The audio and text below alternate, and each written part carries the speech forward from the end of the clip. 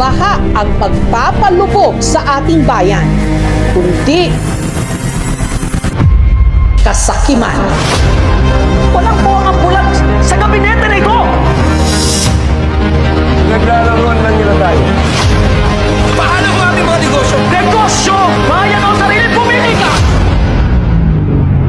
Paano ninyo nasisikmurang pag-usapan ng negosyo kung mga alipin tayo sa sarili nating bayan? Pendehadas! Nasisikmura ba ng gabinete ang ganitong kataksilan? Bulag! Mga kapatid, mayroon tayong mas malaking kaway ang ating sarili.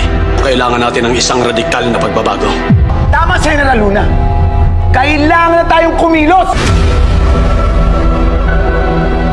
Kaya na ba ng Pilipino na marinig ang katotohanan ng hindi mapipikon?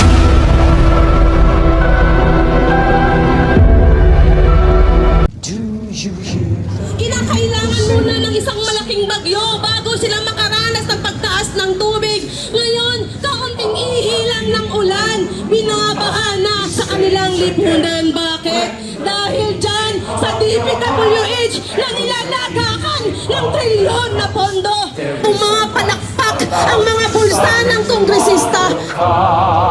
Mga kababayan, galit na ba kayo?